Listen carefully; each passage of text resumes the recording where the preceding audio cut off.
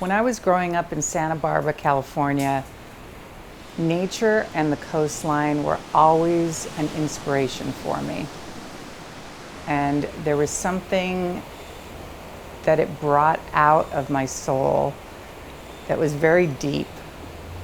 However, all I wanted to do was get to New York City. I was always obsessed with it. I mean, that was it. That's where everything was happening.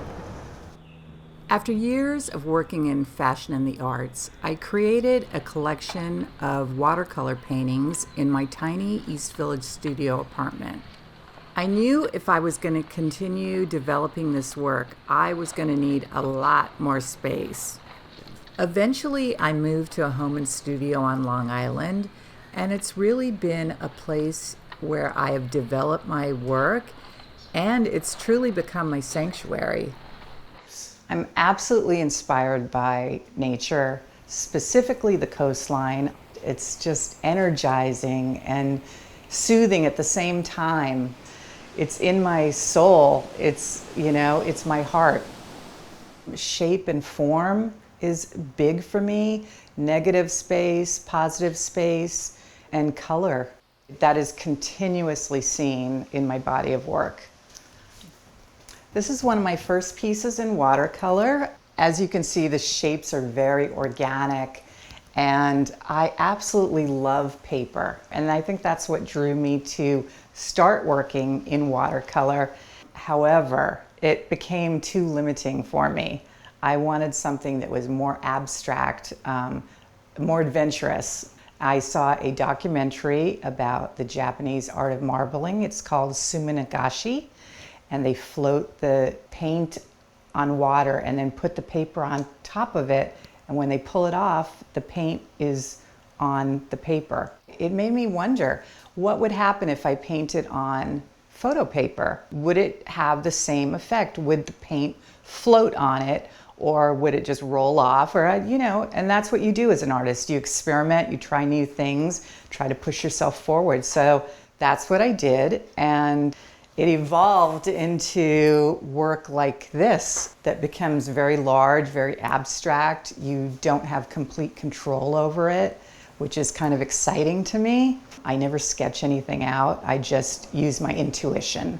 So the water and the flow with this paper that's kind of unpredictable, it was kind of a natural fit. It just, worked together.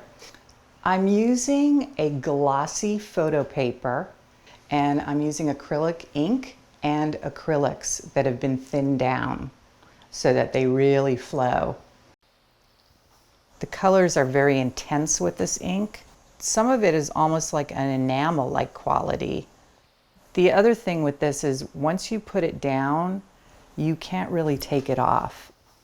It's a little bit a game of chance, but that's what makes it exciting. The paper is not absorbent like, let's say, a watercolor paper is. So you've got to do multiple layers. And then you get this translucency, which I think adds a really beautiful luminosity to the paint. I had a lot of paintings here on the photo paper, and I thought to myself, what can I do with these? Why don't I just rip some up and start seeing where that goes? And so I started working with collage. The deconstruction process started with taking a painting that had already been done and then looking at little pieces of it and seeing these little parts and ripping out those shapes and putting those shapes on paper to make a formation.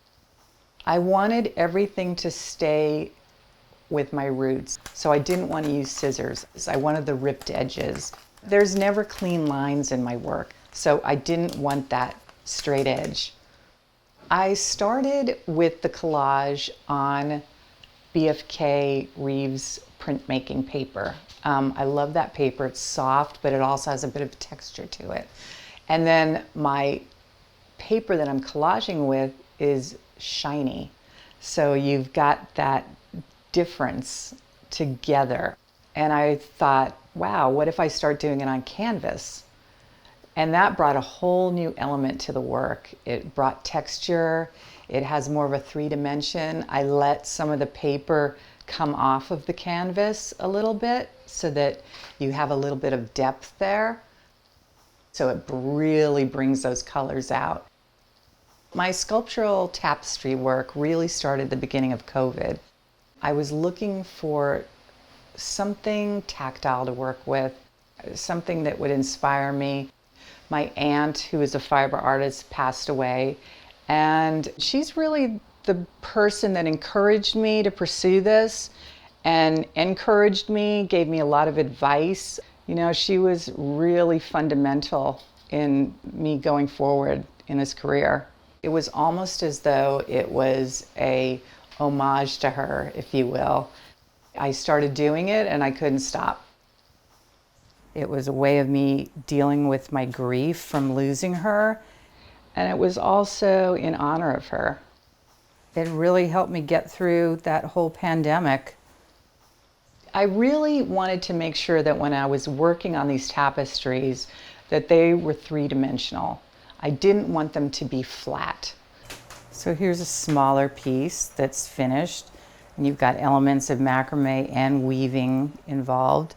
And then I'm going to mount these on a painted background and add in these spirals.